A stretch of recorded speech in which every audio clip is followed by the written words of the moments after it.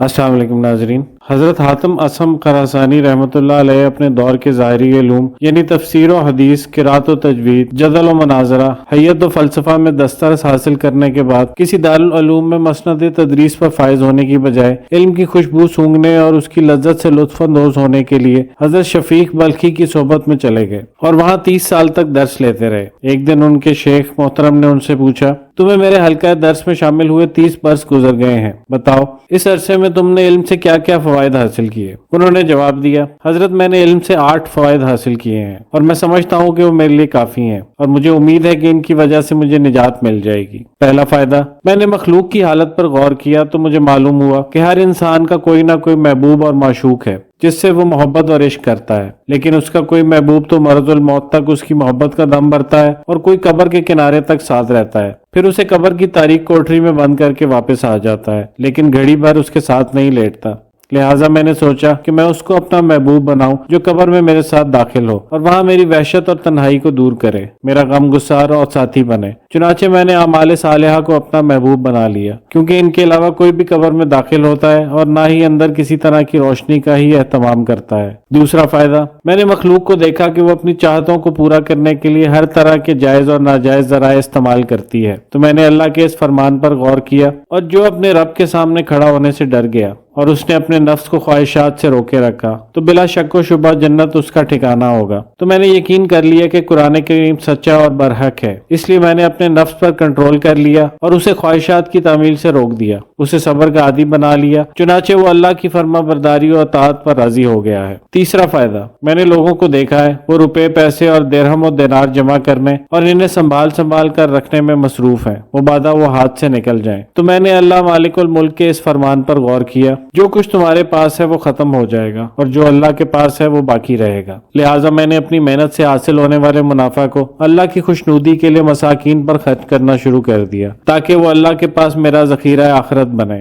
چوتھا فائدہ، میں نے بعض لوگوں کو دیکھا ہے کہ وہ عوام کال انعام کو اپنے گرد اکٹھا کرنے اور ان سے اپنے ڈیرے آباد کرنے میں عزت و وقار خیال کرتے ہیں۔ بعض لوگ یہ سمجھتے ہیں کہ روب و داب اور جاہ و جلال، مال و دولت بیٹوں اور پوتوں کی کثرت سے حاصل ہوتا ہے۔ بعض لوگ یہ سمجھتے ہیں کہ ٹھاٹ باٹ اور تم تراک لوگوں کو خاک و خون میں تڑپانے اور ان کی دولت ہتھیانے سے حاصل ہوتا ہے۔ بعض لوگوں نے یہ سمجھ رکھا ہے کہ شان و شوکت کا راز اپنی دولت کو فضول خرچیوں میں اڑانے میں پنہا ہے۔ تو میں نے اللہ تعالیٰ کے اس فرمان کو غور کیا کہ تم میں سے اللہ کے ہاں عزت دار وہ ہے جو سب سے زیادہ خدا کا خوف رکھنے والا ہے۔ فرمان سچا اور برحق ہے، اس لیے میں نے خوف الہی اور تقوی کو پسند کر لیا۔ پانچواں فائدہ، میں نے لوگوں کو دیکھا کہ وہ آپس میں ایک دوسرے کی مذمت اور غیبت کرتے ہیں۔ جب میں نے ان کی اس روش پر غور کیا تو پتہ چلا کہ ان میں جو شخص کسی دوسرے شخص کے پاس علم و فضل، جاہ و منصب اور مال و دولت کی فراوانی دیکھتا ہے تو اس سے حسد شروع کر دیتا ہے۔ تب میں نے اللہ کے اس فرمان پر غور کیا، ہم ہی نے دنیا کی زندگانی میں ان کے لیے وسائل معاش تقسیم کیے ہیں اور ہم نے ان کے ایک دوسرے پر درجے بلند کیے تاکہ وہ ایک دوسرے سے خدمت لے سکیں۔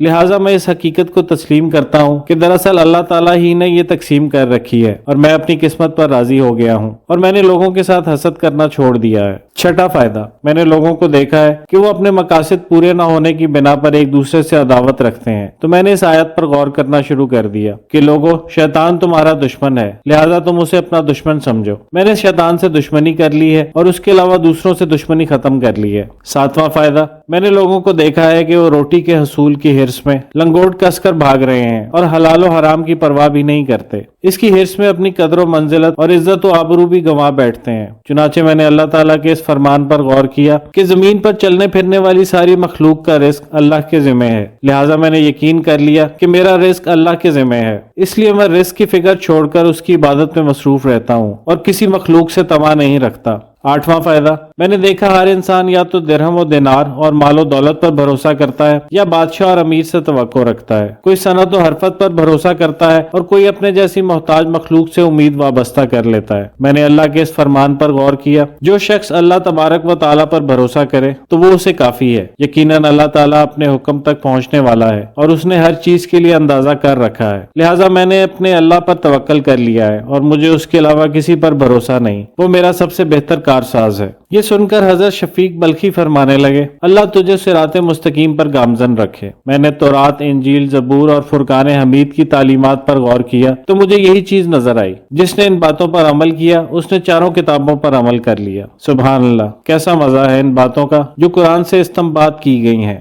ان باتوں پر عمل کرنے والے کی زندگی کیوں کر قابل رشک نہ ہوگی، اور لوگوں کو ان کے ذکر خیر سے لذت کیوں حاصل نہ ہوگی۔ یہی وجہ ہے کہ یہ لوگ صدیاں بیت جانے کے باوجود لوگوں کے دلوں میں زندہ ہیں، اور ان کے اعمال و تذکرہ سے ان کی زبانیں تر رہتی ہیں۔ آپ کے کریمانہ طور طریق کا اندازہ اس واقعہ سے لگائیے کہ آپ حقیقت میں بہرے نہ تھے، لیکن ہوا اس طرح کہ ایک خاتون ان سے کوئی مسئلہ دریافت کرنے آئی اور ذرا فاصلے پر بیٹھ گئی۔ وہ ابھی بولنے نہ پائی تھی کہ دفعتاً اس کے پیٹ سے باواز بلند گوشت خارج ہو گیا، جس کی بنا پر وہ شرم میں ڈوب گئی اور بات نہ کر سکی۔ آپ نے گوشت خارج ہونے کی آواز تو سن لی، لیکن اس خاتون کو محسوس اس طرح کرایا گویا اس کے گوشت کی آواز آپ کے کانوں تک نہیں پہنچی۔ چنانچہ آپ نے اسے یہ کہہ کر ذرا سا آگے بڑھنے کا حکم دیا کہ بی بی میں بہرا ہوں اور دھیمی آواز سن نہیں سکتا، اس لیے ذرا اونچی آواز سے بات کرنا۔ خاتون یہ سمجھ کر کہ شاید اس نے ریح شکم کی آواز نہ سنی ہو، ذرا سا آگے بڑھی اور ابھی بات شروع کرنے والی تھی کہ شرم غالب آ گئی۔ وہ ہلکا سا کھانس کر چپ ہو گئی اور بول نہ سکی۔ آپ نے یہ دیکھ کر دوبارہ بلند آواز سے کہا، بی بی ذرا سا اور آگے بڑھو اور ذرا بلند آواز سے بات کرو تاکہ مجھے پتہ چل سکے کہ تم کیا پوچھنا چاہتی ہو۔ خاتون کے دل میں یہ بات آئی کہ اس شیخ کو واقعی میری گوشت کی آواز سنائی نہ دی ہوگی، اس لیے بلا جھجک مسئلہ پوچھ لینا چاہیے۔ لہٰذا اس نے دل مضبوط کیا اور ذرا سا آگے بڑھی، مگر مسئلہ پوچھتے وقت پھر شرما گئی اور دو چار لفظ بول کر خاموش ہو گئی۔ آپ نے بلند آواز سے پھر ارشاد فرمایا، بی بی ذرا میرے کان کے قریب ہو کر بلند آواز سے بولو تاکہ میں سن کر تمہارے سوال کا جواب دے سکوں۔ اب تو خاتون کے دل میں یقین پیدا ہو گیا کہ واقعی اس شیخ نے میرے گوشت کی آواز نہیں سنی۔ اس نے بلا جھجک بلند آواز سے مسئلہ پیش کیا اور آپ نے مکمل تسلی سے اس کا جواب دیا۔ وہ مطمئن ہو کر وہاں سے چلی گئی اور جب تک زندہ رہی انہوں نے اپنے آپ کو بہرا بنائے رکھا،